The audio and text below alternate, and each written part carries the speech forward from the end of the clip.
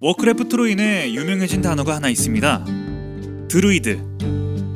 정치권에서도 이슈가 되면서 조명이 됐던 우픈 과거가 있죠. 켈트 신화에서 처음 등장한 드루이드는 마법사 주술사와 비슷하지만 좀 더 자연 친화적인 행보를 걷습니다. 워크래프트 세계의 드루이드들은 자연 친화적인 걸 뛰어넘어 아예 동물이나 식물로 변하기까지 하는데요. 우리들이 노루라고 부르는 말피리온 스톰레이지가 바로 최초의 드루이드였습니다. 말피리온과 드루이드에 얽힌 비밀과 그가 어떤 길을 걸어왔는지 노루의 발자취를 따라가 볼까요? 태어날 때부터 머리에 뿔이 있던 말피리온은 총명받는 나이트 엘프의 임조였습니다. 말피리온에겐 같은 나이의 쌍둥이 동생이 있었는데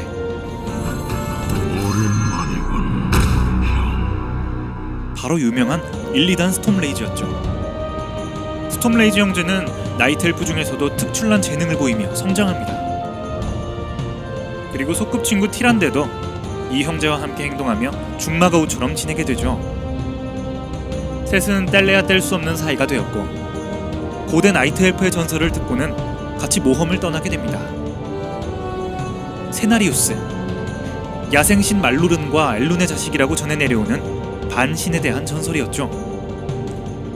모험 끝에 세 명은 세나리우스를 만나게 됩니다.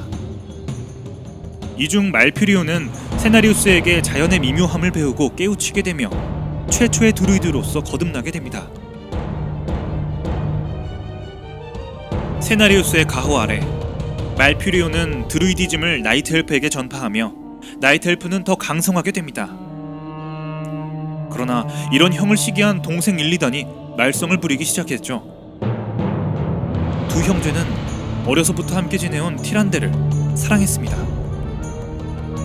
하지만 티란데의 선택은 모든 나이트 엘프가 인정할 만한 말피리온이었고 선택받지 못한 1, 2단은 점점 삐뚤어지기 시작합니다. 드루이디즘을 익히지 못했던 1, 2단은 강력한 비전 마법을 알게 되는데요. 비전 마법의 위험성을 모른 채로 1, 2단은 그 힘에 심취하게 됩니다. 그리고 형을 뛰어넘어서 티란데를 되찾겠다는 야망을 품게 되죠. 비전 마법은 결국 불타는 군단을 불러들이는 매개체가 되고 비전 마법에 빠진 나이트 엘프의 귀족들은 결국 악마들의 손아귀에 떨어지게 됩니다. 말피리온은 저항 세력의 우두머리가 되어 항전을 시작합니다. 고대의 전쟁이라 불리우는 이 전쟁에서 1, 2단 또한 형과 같이 저항 세력에 서서 악마에 맞서 싸우죠. 그러나 형을 뛰어넘는 영웅이 되고 싶었던 1, 2단은 무리수를 던지기 시작했습니다. 살게라스와 만나 협상하다가 악마의 힘을 얻고 티란데에게 오해를 사고 기껏 영혼의 샘을 파괴했는데 몰래 새로운 영혼의 샘을 만들고 결국 의도와는 다르게 나이트 엘프의 배신자로 낙인 찍히며 만년 동안 감옥에 갇히고 맙니다. 말퓨리온은 동생이 벌린 일을 수습함과 동시에 세상을 구한 영웅이 되죠. 이후 나이트 엘프 사회에서는 비전 마법이 금지되고 대신 드루이드의 가르침이 자리를 잡게 되었습니다. 말퓨리온은 1, 2단이 만든 새로운 영혼의 샘을 통해 불타는 군단이 들어올 것을 염려하여 새 위상에게 도움을 구하는데요. 이들은 세계수를 만들어 위상의 축복을 통해 영혼의 샘을 보호함과 동시에 나이트 엘프에게 관리를 맡기게 됩니다. 그렇게 말피리온을 비롯한 드루이드들은 세계수 놀드라실과 연결된 에메랄드의 꿈으로 들어가 아제로스를 지키기 위해 만년 동안 잠에 들게 됩니다. 그리고 만년 후 리치 왕을 통해 다시금 불타는 군단이 아제로스를 침공하려 합니다. 티란데는 말피리온을 오랜 잠에서 깨우게 되죠. 잠에서 깨어난 말피리온은 메디브의 충고에 따라 제이나가 인도하는 인간들과 쓰랄의 호드 세력과 합세하여 불타는 군단을 막아내고자 합니다. 그러나 아키몬드가 아제로스에 강림해 세계수 놀드라시를 부수고 영혼의 샘을 취하려 하죠. 말피리온은 결국 고대 영혼들의 힘과 세계수를 폭주시켜서 아키몬드를 폭사시킵니다. 아키몬드를 죽이며 아제로스를 지키는 데에 성공했지만 세계수가 없어지면서 나이트 엘프는 더 이상 영생이 아니게 되고 에메랄드의 꿈에도 자유롭게 드나들 수 없게 됩니다. 이후 나이트 엘프는 얼라이언스에 합류하지만 말피리오는 진영 간의 대립보다는 드루이드로서 자연을 지키기 위한 행보를 걷습니다. 그런데 고대 전쟁에서 죽은 줄 알았던 자비우스가 살아나 에메랄드의 꿈을 위협합니다. 자비우스는 고대 신 느조스의 힘으로 부활해 에메랄드의 꿈을 타락시키려 하는데요. 판드랄 스테그 헬름에게 환영을 보여줘서 텔드라시를 오염시키도록 지시하며 에메랄드의 꿈을 타락시킬 준비를 합니다. 그러나 계획이 탄로나 말퓨리온과 티란데에게 쓰러지죠. 그렇게 죽은 줄 알았던 자비우스는 이번엔 박쥐마냥 불타는 군단의 힘으로 되살아나 에메랄드의 꿈을 노립니다. 실패는 성공의 어머니라고 했듯이 이번에는 에메랄드의 꿈을 타락시키는 데에 성공하죠. 결국 세나리우스조차 에메랄드의 악몽에 빠져 정신을 차리지 못하게 됩니다. 이것을 본 제자 말피리오는 분노하여 혈혈단신으로 자비우스를 공격하러 떠나게 되는데요. 시간을 너무 낭비했습니다. 이젠 그러지 않겠습니다.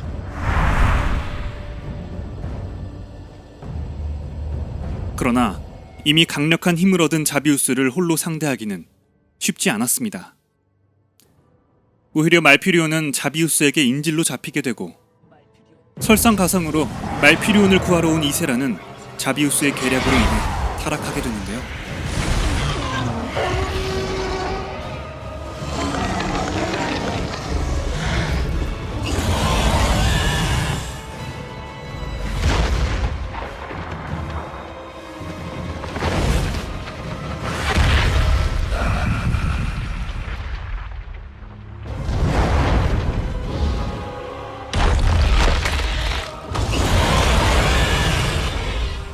이세라는 에메랄드의 악몽에 사로잡혀 자비우스의 명령에 따라 엘룬의 신전을 파괴하려 합니다. 결국 티란데와 드루이드들은 이세라와 싸우게 되고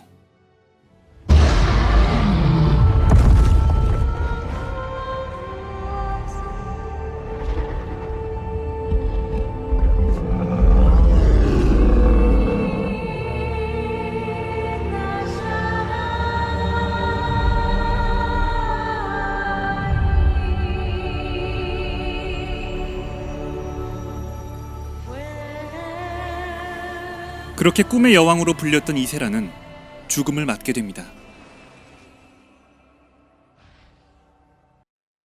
이후 말피리오는 세나리우스를 비롯한 타락한 존재들을 정화하기에 힘쓰지만 이세라를 되살릴 수는 없었습니다.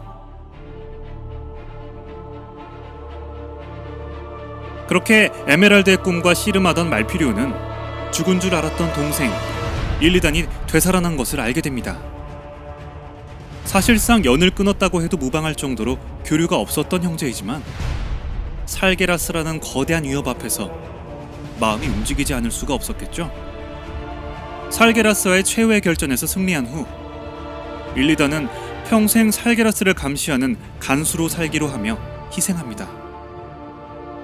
만년 동안 죄수 신세로 살아온 일리단이 간수가 된다니 아이러니하죠. 이런 동생의 희생에 말피리온의 마음도 조금 움직이기 시작합니다. 동생의 죄는 용서하기 어렵다. 하지만 공통의 목적을 위해 함께 싸우기도 했지.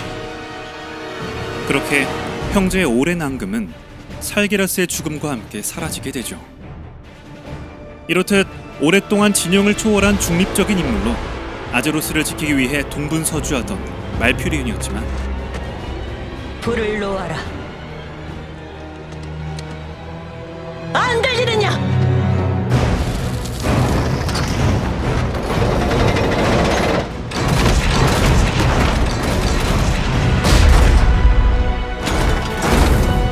실바나스가 나이트엘프의 거주지이자 새로운 세계수인 텔드라시를 불태우면서 말퓨리온이 전선에 직접 등장하게 됩니다.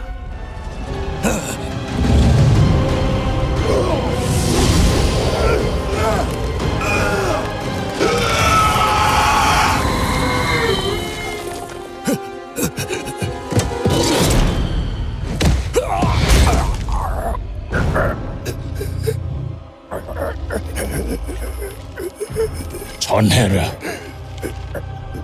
우리가 간다고.